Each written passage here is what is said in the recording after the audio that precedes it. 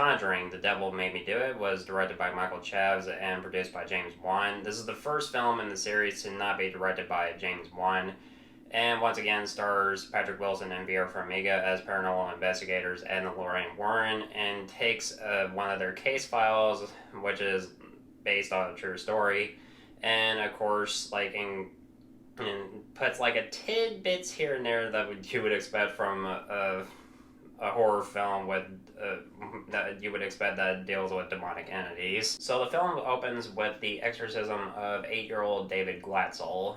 Ed and Lorraine Warren and Father Gordon attempt to exorcise the demon out of David's body. Of course, it goes wrong, and Ed suffers a heart attack in the process. David's sister's boyfriend, Arnie Johnson, demands to let the demon take him instead. And on one fateful day, Arnie, under the demon's influence, ends up killing his landlord and is put on trial for murder. And he pleads not guilty for reason of demonic possession. So it's up to Ed and Lorraine to find out more about the dark forces that may have been responsible for this. When it comes to the first two Conjuring films, I love them. They're some of the best horror films that I've seen in recent years. And when it comes to Patrick Wilson and Vera Farmiga as Ed and Lorraine Warren, they work great together. They have excellent chemistry, and what James Wan had managed to do with the first two films, he did an amazing job. When it comes to The Conjuring 3, I would say it's definitely the weakest out of this trilogy, and there are some things that I like about it, and there was a lot that kept me from liking it as much as the first two films. What I would say the acting is probably my favorite thing about the film. Mostly, of course, when it comes to Patrick Wilson and Vera Farmiga, like I mentioned before, they work really, really well together. They're just whenever a new Conjuring film comes out, I always watch these films because of them. Because, like I mentioned before, they work really well together, and I always love seeing them on screen together. Ruairi O'Conner, who played as Arnie Johnson, I hope I said his name right. I apologize if I said it wrong. He did pretty good, and his girlfriend, Debbie, who's played by Sarah Catherine Hook, I thought she was also pretty good. And John Noble, he plays as a former priest who the Warrens go to seek more information about this demonic presence that has taken over Arnie Johnson. And he doesn't really appear all that much in the film, sadly, but I wish that we would have gotten more scenes from him because he's a damn good actor, and I really like what they managed to do with him, but we didn't really get much of him, sadly.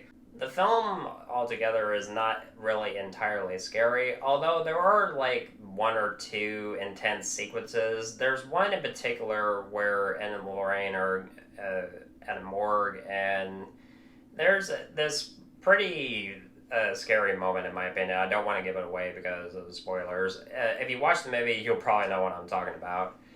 And there's one moment when they're in the woods, and it also leads up to a pretty suspenseful sequence. But when it comes to other moments in general, there are moments where the film can be, in my opinion, and I'm pretty sure a lot of people could probably agree with me on this, is that it can be at times be a bit predictable, and I like to be a bit surprised. And of course there are certain moments where not entirely like most of other films in the Conjuring universe, where some and particularly like The Nun or The Curse of La Llorona, where some films would like over rely on certain jump scares.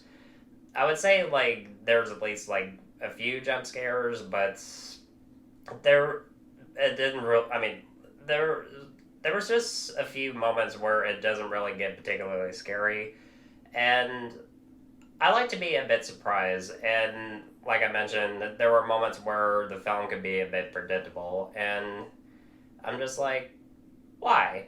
I mean, we had those two moments, but that was about it, really. Although the film is not boring by any means, there are certain moments where some people can probably get lost in the story.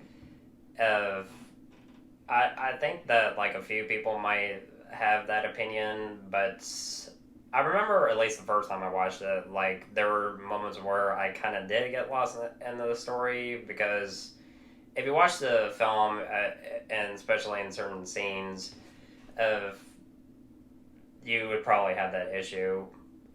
I would say the story in this film, although the concept being interesting, uh, the I would say the conflicts are not really as engaging as they were in the first two films, and that's a little bit sad. As for the finale in the movie, although it tries to get a bit emotional at times, there was one moment where I felt it was a bit cliche. So I didn't really think the ending was as strong as it was in the first two films, and it was a bit weak. And if you watch the film, you'll see what I mean. And if you have a different opinion, that's completely fine. I respect your opinion.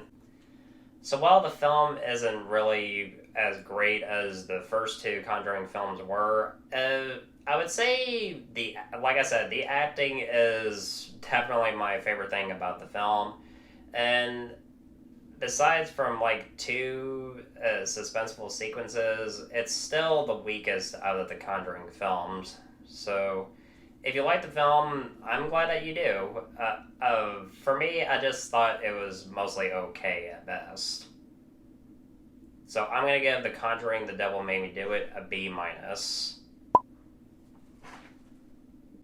So what were your thoughts on the film? Let me know in the comment sections below. I'm really interested to see what you thought of it if you watched it either in theaters or on HBO Max.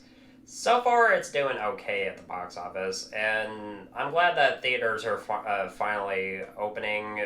Hopefully, they'll uh, let go of like certain COVID protocols, mostly because of everything slowly getting back to normal. Thank God. So yeah. Thank you so much as always for watching, and I'm looking forward to doing more videos really soon.